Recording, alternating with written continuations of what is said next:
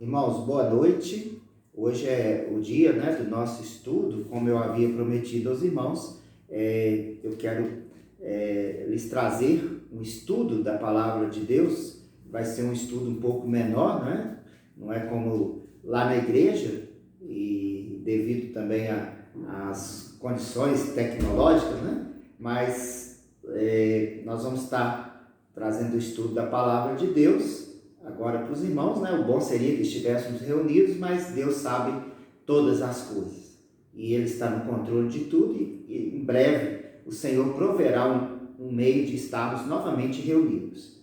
Antes de passar para o estudo, irmãos, eu quero só lembrar os irmãos aquilo que eu já coloquei para vocês, que fiquem atentos às nossas comunicações através do grupo do WhatsApp. E também repasse para os irmãos, aqueles da família que não têm acesso ao WhatsApp, repasse as nossas comunicações e também as mensagens, os estudos da Palavra de Deus.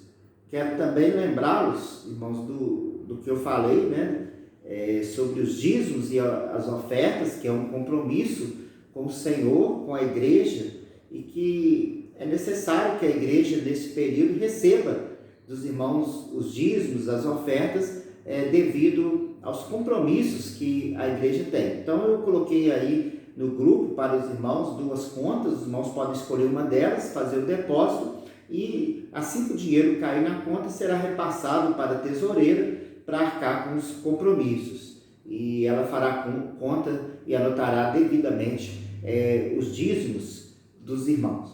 Então eu conclamo os irmãos a que deem os seus dízimos. Porém, aquele que não tiver como entregar, não tiver como depositar, guarde o seu dízimo direitinho, para que no momento oportuno possa fazer a entrega do seu dízimo, tá? Então, não esqueçam disso. E agora vamos fazer uma oração, pedindo a bênção do Senhor para o nosso estudo. Oremos, irmãos. Senhor Deus, Deus eterno, Deus soberano, Deus que é justo e amoroso. Ó Pai, nós mais uma vez clamamos ao Senhor, ó Pai, a Tua intervenção diante, ó Pai, da situação que estamos vivendo, que o Senhor possa abençoar, ó Pai, o nosso país, possa minimizar, ó Pai, a crise, Senhor, e estar nos dando, ó Pai, em breve, Senhor, a solução dessa crise, Senhor. Em nome de Jesus, ó Pai, pedimos, Senhor Deus, também pelos irmãos que não estão podendo se reunir, não só da nossa igreja, mas de todas as igrejas do Senhor, ó Pai, que o Senhor esteja provendo que logo possamos voltar a nos reunir. Mas durante esse período, ó Pai, que o Senhor fortaleça a nossa fé, que o Senhor fale aos nossos corações, que o Senhor nos ensine, ó Pai, a aproveitar esse momento para estarmos numa comunhão mais forte ainda com o Senhor. Abençoe, ó Pai, todos os irmãos, todos aqueles que estarão me ouvindo através desse culto, ó Pai, desse estudo da Tua Palavra. Nós oramos e pedimos a Tua bênção, a iluminação do Teu Espírito para entendermos a Tua Palavra, em nome de Jesus. Amém. Irmãos, muitos têm me procurado, e perguntado a respeito de algo que às vezes não é comum ser falado na igreja, mas que nesses momentos de crise, sempre volta à tona, que é a questão do jejum. Será que nós devemos fazer jejum? Qual é o sentido do jejum? Como ele deve ser feito? Então essas perguntas surgem mesmo antes dessa crise, Alguém já havia me perguntado sobre o jejum e eu achei por bem nessa noite falar um pouco sobre o jejum. A nossa igreja também decretou um momento de jejum e oração, a igreja presbiteriana. Então achei pertinente ter como tema do nosso estudo nessa noite o jejum bíblico. O que nós podemos aprender sobre o jejum? Como texto básico, eu queria que os irmãos lessem comigo lá em Mateus, capítulo 4, versos 1 e 2, que diz assim, Mateus 4, 1 e 2. A seguir foi Jesus levado pelo Espírito ao deserto para ser tentado pelo diabo. E depois de jejuar 40 dias e 40 noites, teve fome. Então, os irmãos observem bem que esse texto fala da tentação do Senhor Jesus, mas fala que o Senhor Jesus, antes de ser tentado, foi levado ao deserto e ali fez um jejum de 40 dias e 40 noites. O que é o jejum, irmãos? O jejum é uma prática de abstinência do alimento por um determinado período. Normalmente é abstinência da alimentação, mas alguns dizem, né, que pode ser abstinência de algo, né, que você gosta muito, que faz muito sentido para a sua vida, ou que você tem muita necessidade, né? Pode ser também uma forma de jejuar, mas basicamente o jejum é uma abstinência da alimentação, deixar de se alimentar num determinado período. Na cultura pagã, segundo o dicionário de teologia, dicionário internacional de teologia, na cultura pagã, o jejum era um meio eficaz de preparar um encontro com a divindade, uma abertura diante dela. Então a gente vê aqui que na cultura pagã, o jejum era uma prática para que as pessoas pudessem se adentrarem diante da divindade. Normalmente ligado também a aplacar a ira, né, dos deuses, a mediar um encontro com os deuses. No Antigo Testamento, irmãos, o jejum tinha uma outra conotação. O que era o jejum no meio do povo de Deus? Essa abstinência temporária, né, do alimento, que pode ser feito em qualquer horário do dia, né? Alguns preferem fazer pela manhã, ou ir da manhã até a tarde, não é mesmo? Então, isso no Antigo Testamento acontecia em alguns momentos. Primeiro, diante de uma calamidade, né? Quando o povo de Deus estava para ir a uma guerra, ou mesmo quando o povo de Deus deveria consultar a Deus se era conveniente ou não ir àquela guerra, se Deus ia dar a vitória, então eles jejuavam para receberem a resposta de Deus e ir à guerra. Então, acompanhado também com o clamor ao Senhor, e também para saírem vitoriosos. Uma outra ocorrência do jejum, muito comum no Antigo Testamento, é a confissão de pecados.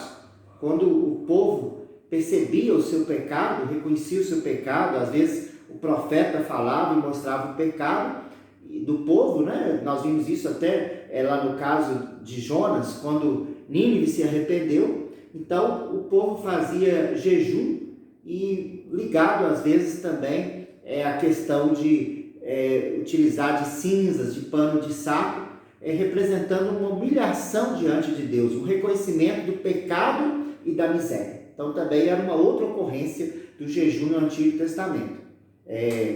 Às vezes oração diante da calamidade, o meio de ouvir Deus diante da calamidade, às vezes uma confissão de pecados, um reconhecimento e um arrependimento sincero dos seus pecados.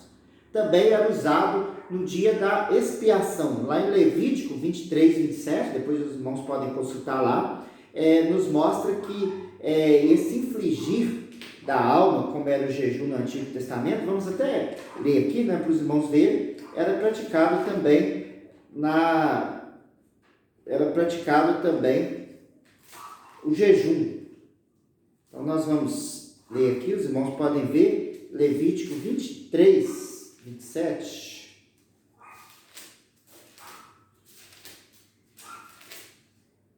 Diz assim: mas aos 10 deste mês sétimo será o dia da expiação. Tereis santa convocação e afligireis a vossa alma. Trareis oferta queimada ao Senhor. No dia da expiação, né, assembleia e afligir a alma, né?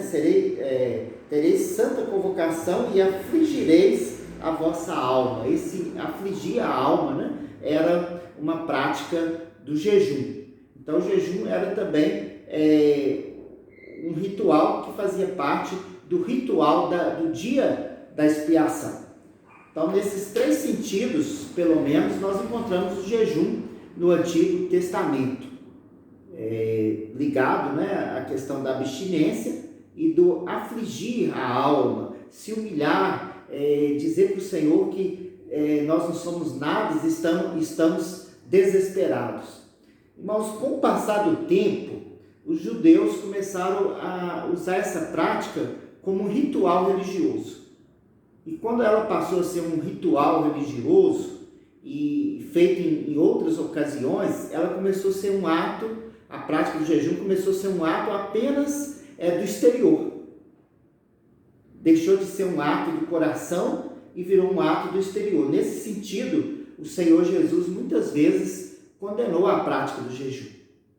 Porque quando Jesus veio, né, o jejum já estava sendo mais um ritual da religião judaica do que mesmo uma devoção sincera diante do Senhor, como o era no Antigo Testamento, um meio de buscar a presença do Senhor.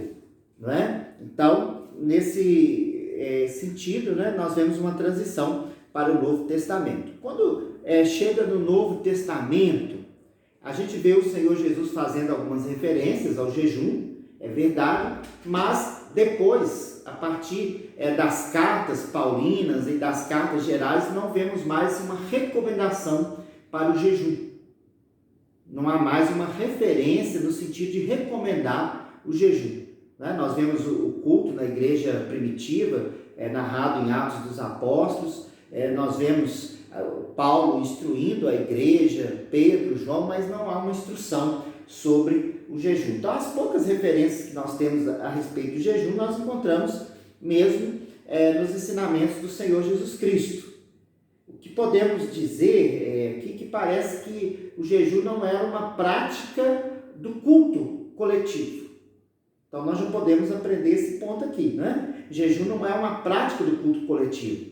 Ou seja, aquele culto que a gente vê em Atos 2, de 42 a 49, né? Aquele culto que a igreja faz constantemente, a reunião coletiva, com a pregação, com cânticos, com oração, nós não vemos recomendação para essa prática no culto.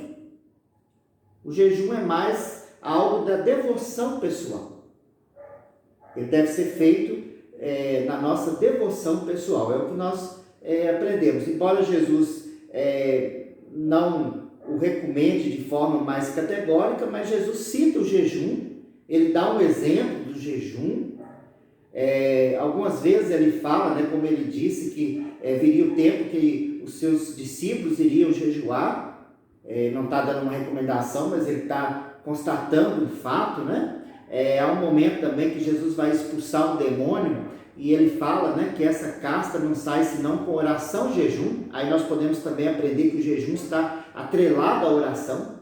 Não faz nenhum sentido jejum sem oração. Aprendam isso, né? Nenhum sentido. Jejum tem que ser junto com oração. Não há nenhuma proibição do Senhor Jesus de fazer jejum, mas o jejum deve ser feito com oração. Então, se formos considerar essa prática, né, se formos usar essa prática, que é uma prática louvável na nossa devoção pessoal, né, isso aí do foro íntimo de cada pessoa, né? Cada cristão tem sua liberdade. Se na sua liberdade ele entende que a devoção dele deve ser acompanhada de jejum, que ele faça. Essa prática o fará bem. Mas lembrando que não é uma prática do culto coletivo, por isso a igreja, no culto coletivo, né, ela não indica o jejum, né, não faz parte do nosso culto, mas na devoção pessoal. Então é isso que eu estou querendo salientar para os irmãos. Não há uma recomendação, não há uma fórmula bíblica do jejum. Mas eu quero, irmãos, aqui nesse texto da tentação do Senhor Jesus, eu quero tirar algumas verdades do exemplo de Jesus. Se não há uma narrativa de como devemos fazer o jejum, mas temos no exemplo de Jesus algumas verdades que devemos aprender para o seu jejum na sua devoção pessoal com Deus. Então, nós podemos aprender algo, né? Nós já lemos aqui o texto, que Jesus, então, depois de, quando foi ao deserto para ser tentado, né, pelo diabo, antes ele jejuou 40 dias e 40 noites. Irmãos, uma verdade que nós aprendemos aqui é que o jejum, ele foi feito por Jesus num momento específico, com um propósito específico, né? Jesus estava prestes a ser tentado pelo diabo e ele foi levado ao deserto, né, para ser tentado, e nesse momento ele fez uso da prática do jejum. Então essa é a primeira verdade que eu quero salientar. Se vamos fazer o jejum, ele deve ter um objetivo, um propósito. Quem sabe diante de uma calamidade, né, diante da nossa alma está afligida já por uma angústia, por uma dificuldade, uma adversidade, né, que não insiste em não nos abandonar, né, um momento assim catastrófico na nossa vida pessoal, né, ou às vezes na vida da nação, como nós estamos enfrentando nos nossos dias. Então, justifica o jejum. O jejum deve ser feito quando há esse propósito, né? No momento de calamidade, que pode ser uma calamidade enfrentada pela igreja, aí às vezes há uma convocação, né, para que todos os irmãos na sua devoção pratiquem o jejum, ou pode ser uma calamidade pessoal, né? Um desejo intenso, algo que eu desejo tanto do Senhor que eu resolvo jejuar para estar em oração, lembrando que é sempre atrelado à oração. Então Jesus, diante do momento que ele seria tentado, né, levado pelo Espírito Santo, ele jejuou. Então essa é a primeira verdade que eu quero extrair. O jejum no momento especial com um propósito definido. Nós aprendemos aqui também, irmãos, nesse texto, que o jejum ele não é um sacrifício para conseguir algo de Deus, né? Na verdade, Jesus não fez o jejum para que Deus pudesse protegê-lo da tentação. Não é isso, né? Aqui fala que depois de jejuar, ele teve fome e aí o diabo começou a tentá-lo, né? Ele foi para lá com um propósito, ele seria tentado, mas não fala que o jejum era o meio para Deus tirar dele a tentação ou dar-lhe a vitória na tentação. Não, o jejum é um meio de estarmos em comunhão com o Senhor, uma comunhão mais íntima. É uma humilhação diante de Deus. Como nós vimos lá no Antigo Testamento, né? Quando o povo do Senhor jejuava de coração para aumentar a sua intimidade com Deus. Por isso é atrelado à oração.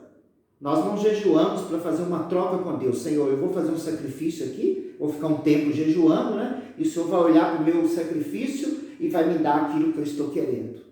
Ou vai tirar aquele mal de sobre mim ou de sobre a nação. Não, o jejum não é para isso.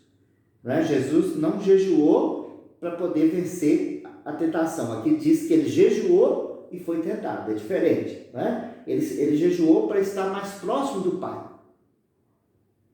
Até com o sentido de que ele seria tentado. Mas não que o jejum tivesse esse poder, né? Que o sacrifício do jejum não é um sacrifício diante do Senhor, não deve ser feito como um sacrifício, né? Aqui até diz, ele jejuou e depois teve fome. Não fala que o Senhor Jesus foi um sacrifício.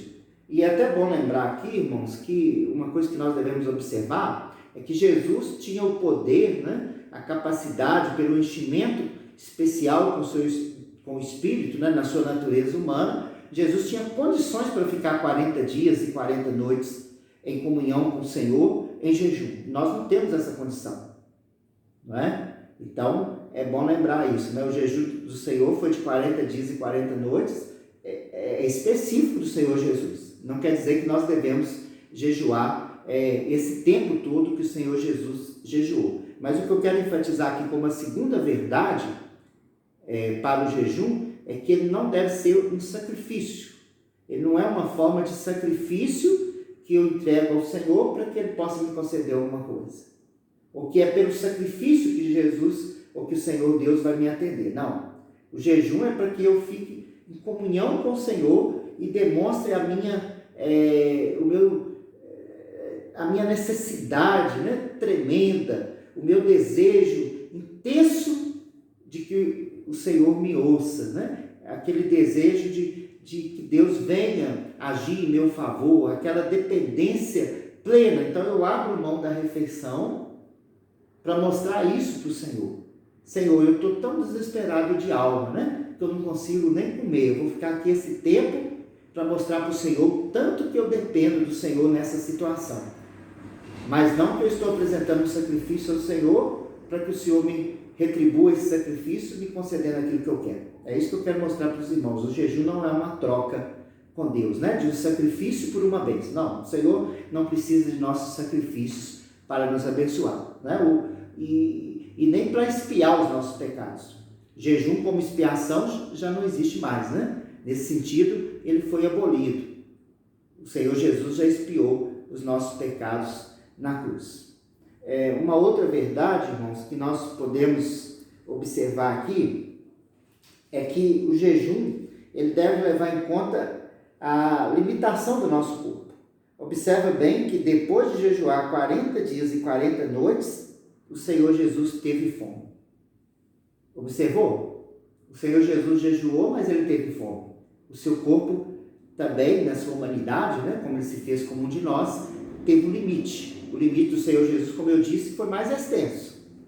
Né? O limite do seu corpo, do meu corpo, não é o mesmo. Né? Então, nós não podemos ficar aí esses 40 dias e 40 noites fazendo jejum. Então, você deve observar o limite do seu corpo. Voltando à verdade anterior, não é um sacrifício. Então, se não é um sacrifício, eu não devo ultrapassar o limite do meu corpo. Se eu dou conta de fazer um jejum para ficar amanhã, né, sem o alimento, amanhã e o almoço, e a parte do almoço sem me alimentar, ótimo, né? Então eu devo ficar esse momento em oração, em comunhão, para que a minha comunhão com o Senhor seja aumentada, né? Para que eu desfrute mais daquela maravilha de estar na presença do Senhor e apresente para Ele o meu propósito específico, né? Num clamor, mas respeitando o limite do meu corpo. É isso que eu quero colocar para os irmãos. A terceira verdade é essa. Temos que respeitar o limite do nosso corpo. Tá bom? E uma quarta verdade que eu quero enfatizar aqui, irmãos, nesse estudo, é que o jejum, ele deve expressar a nossa espiritualidade sendo fortalecida. Ou seja, ele deve expressar depois o crescimento da nossa espiritualidade. De que forma? Mostrando os frutos desse jejum, né? O jejum não é para eu sair dali, né, e falar agora, por causa do meu jejum, eu vou observar Deus respondendo a minha oração. Não, o jejum é para eu sair dali e dizer, olha, agora a minha espiritualidade foi fortalecida, agora eu estou percebendo que eu estou sendo mais enchido pelo Espírito.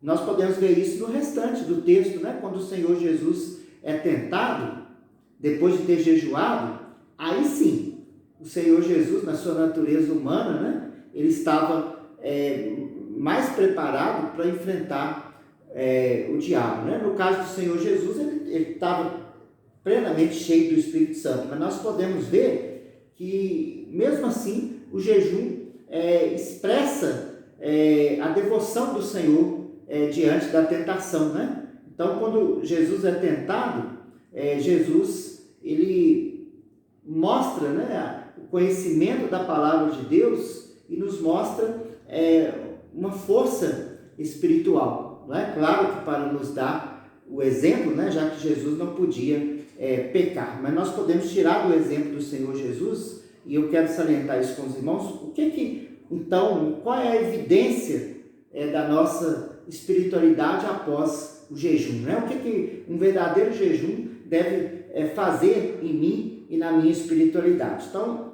observe bem, né? Nós vemos primeiro, a satisfação da nossa necessidade espiritual, né? Quando o diabo apresentou para Jesus a questão de transformar as pedras em pães, né? Porque Jesus teve fome, o que Jesus disse para ele? Não só de pão viverá o homem, mas de toda palavra que procede da boca de Deus.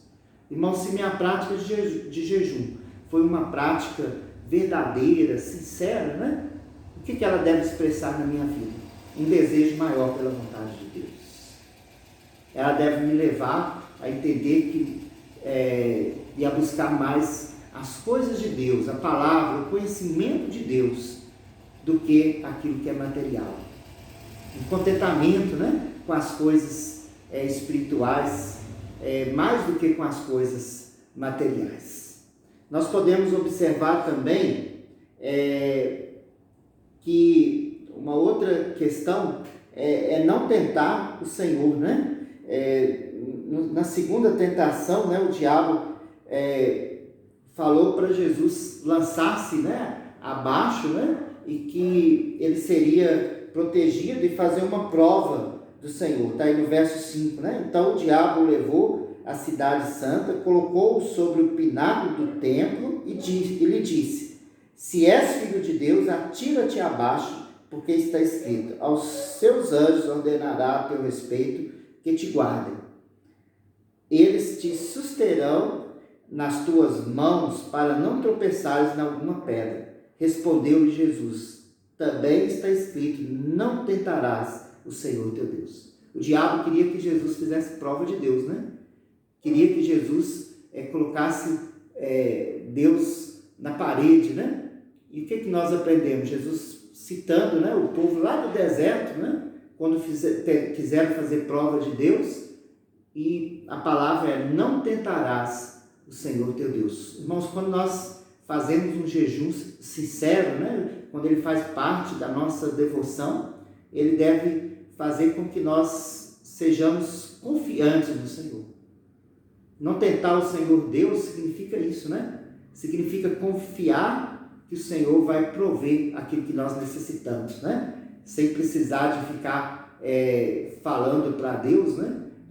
Por que o Senhor deixou acontecer isso? Agora eu quero ver se o Senhor não vai tirar isso da minha vida, né? Por que o Senhor então não me deixou morrer? Era melhor do que passar por isso, né? Uma vida de ingratidão ao Senhor. Então, o jejum é contrário a tudo isso, né? Aquele crente que usa a prática do jejum, ele é um crente que confia no Senhor. O jejum deve nos levar a ter mais confiança no Senhor, a confiar mais no Senhor. E uma terceira evidência da espiritualidade, né, é exatamente o abandono da idolatria. Nós vemos que o diabo levou Jesus a um monte muito alto, mostrou os reinos, né, e a glória deles, e lhe disse: tudo isso te darei se prostrado me adorares.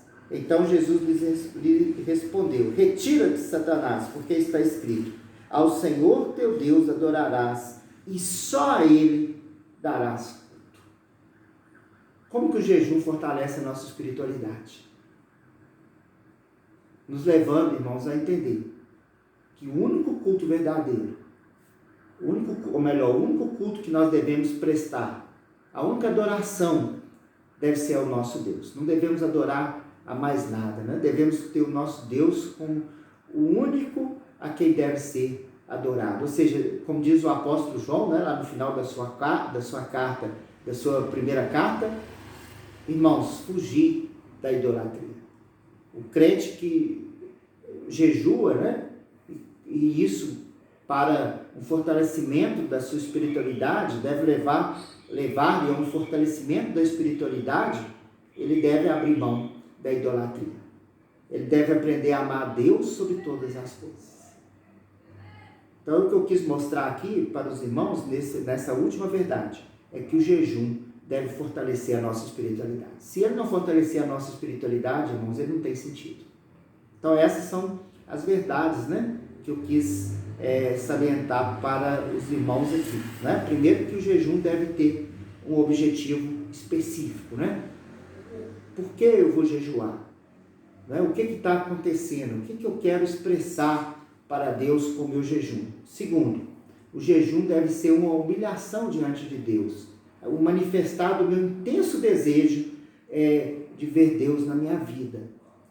E nunca deve ser uma troca, onde eu faço um sacrifício para Deus para receber uma bênção de Deus. De forma alguma, né? De jeito algum deve ser isso. A terceira verdade que nós aprendemos, né, é que o nosso corpo tem um limite. E o jejum deve respeitar o limite do nosso corpo. Cada um sabe o seu limite e deve respeitar esse limite.